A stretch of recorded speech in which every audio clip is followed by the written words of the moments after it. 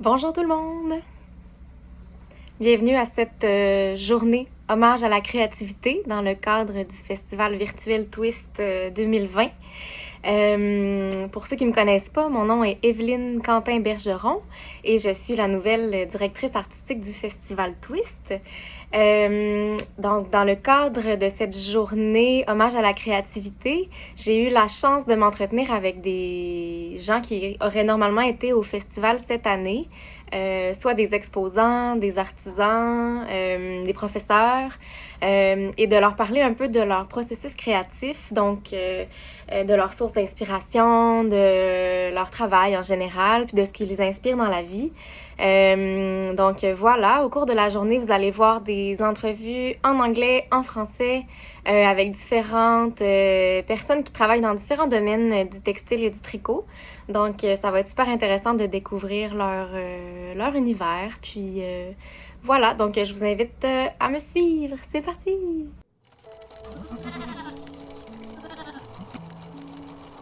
Ma toute première rencontre a été avec Yana Petrova de chez Artfil. J'ai absolument adoré ma rencontre avec Yana. C'est une femme très charmante, très pétillante, très généreuse, qui est aussi très communicative et qui aime visiblement beaucoup les gens. De son propre aveu, une de ses motivations à atteindre, en fait, c'est de pouvoir voir les étoiles dans les yeux de ses clientes. N'est-ce pas magnifique et charmant? Ce qui m'a marqué le plus, en fait, dans les produits Diana, à la base, c'est à quel point ses couleurs sont riches, généreuses, vraiment vibrantes aussi, très variées. Je trouve que ces produits sont vraiment à l'image, en fait, de la femme que j'ai eu la chance de rencontrer dans mon entrevue. Donc, sans plus tarder, je vous laisse découvrir, vous aussi, Yana Petrova de chez Artfil.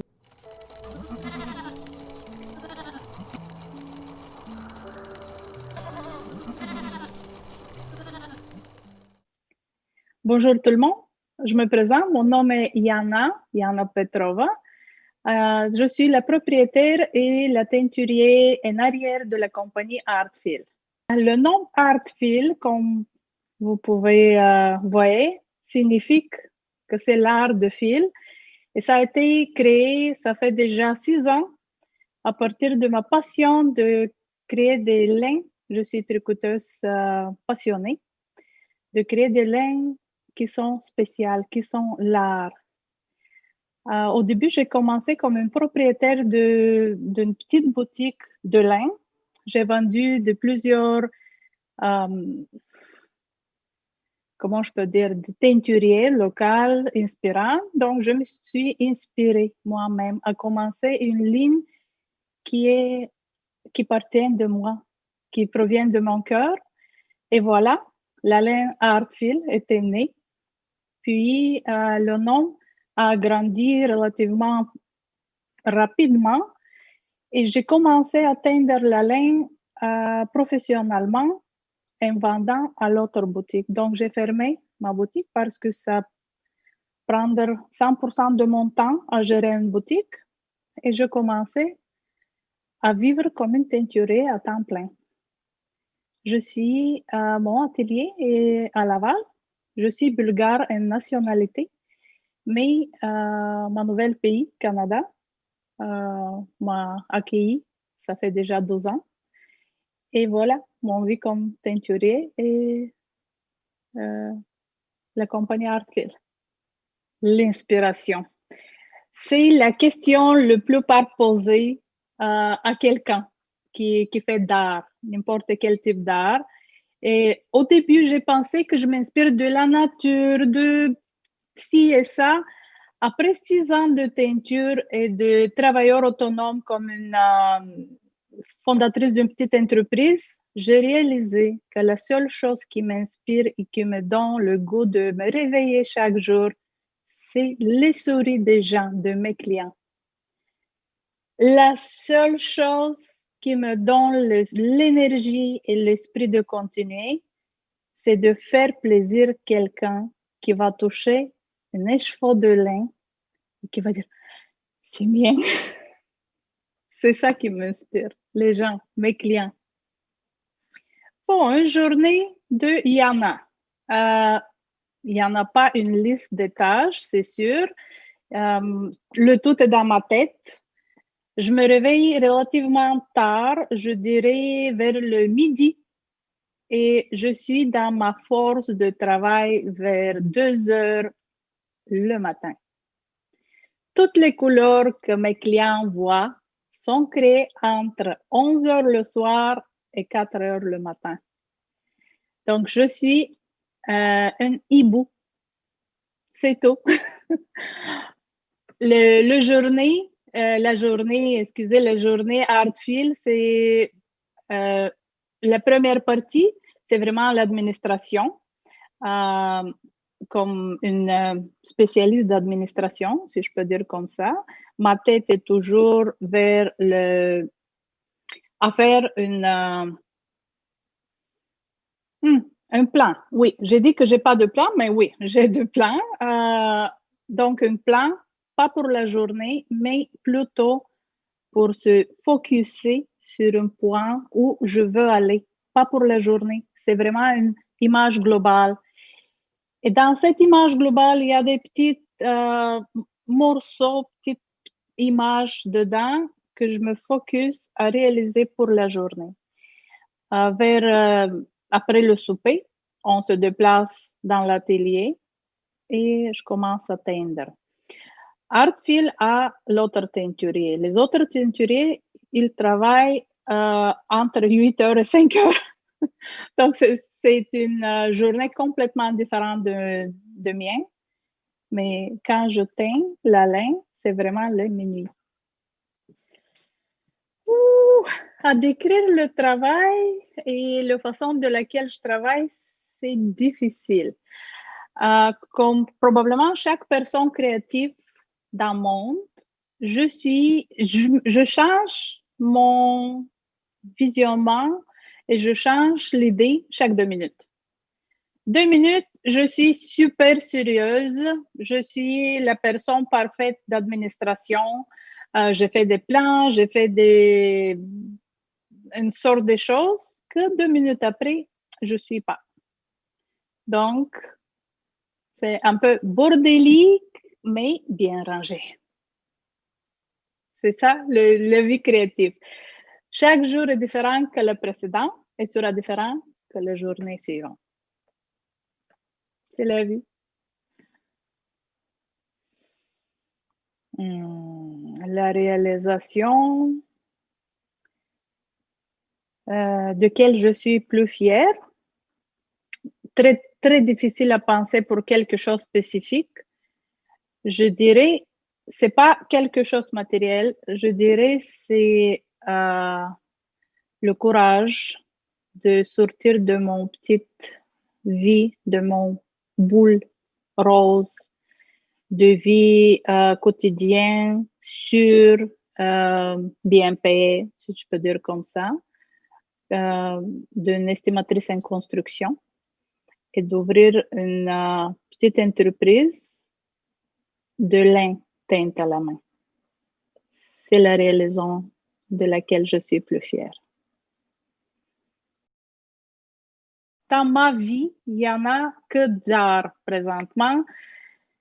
Je peins à huile, acryl, je fais de courte pointe, vraiment beaucoup de courte pointe, je fais de cross-stitch, peinture sur bois, je cuisine beaucoup, c'est un art, et plusieurs choses comme ça. L'image qui m'inspire le plus, c'est l'image de Franck Polido.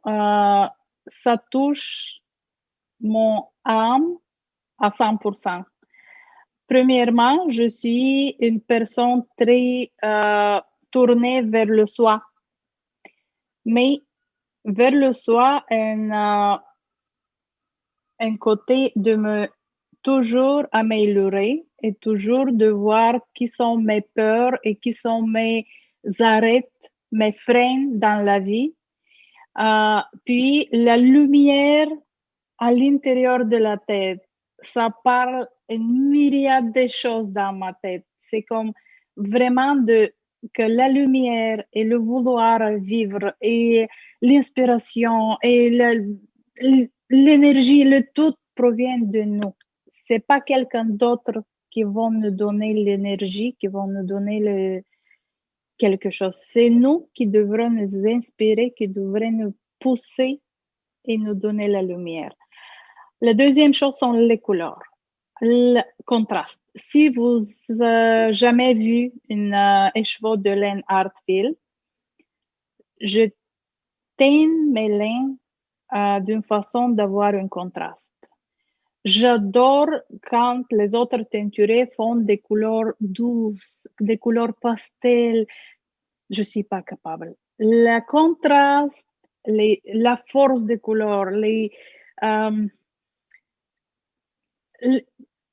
l'éclat de la couleur, c'est vraiment ça qui est de mon âme. Et cette image est la seule des trois proposées qui me donne vraiment le même esprit. Aussi, l'autre chose que je vois, sont les lignes plus ou moins bien marquées. Il y en a de précision dans les lignes. Ça correspond avec mon côté administratif. Au Bulgarie, j'étais une avocat. Depuis 5 ans, j'ai pratiqué la profession. Là, on dû se concentrer et être une professionnelle très stricte. Donc, les lignes, les bordures, les choses qui nous limitent sont très, très importantes. Donc, cette image me donne aussi à cet côté. Si je devrais faire un projet avec cette image, je ferais un design, malgré que je ne suis pas un designer. Je ferai une création d'une châle, probablement rectangulaire, une tarsi en anglais, et je teignais la laine spécifiquement pour ça. Donc, ça sera une ligne qui correspond avec l'image et avec les contrastes de couleurs.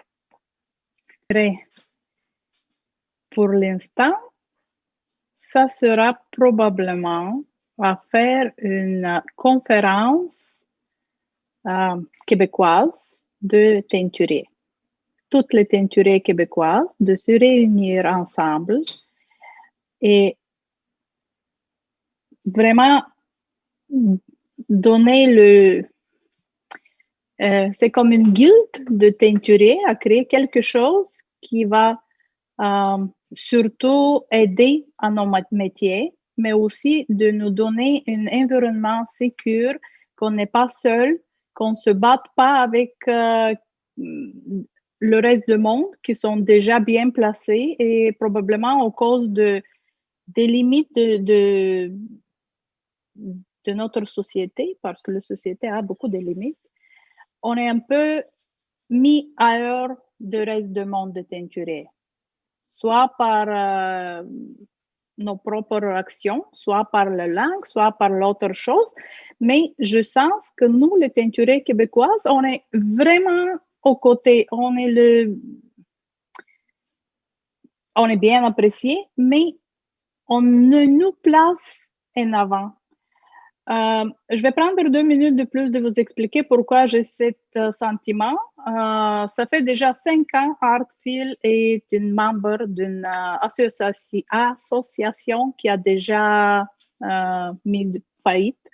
S'appelle The National Needle Art Association. C'est une association de l'Amérique du Nord, aux États-Unis.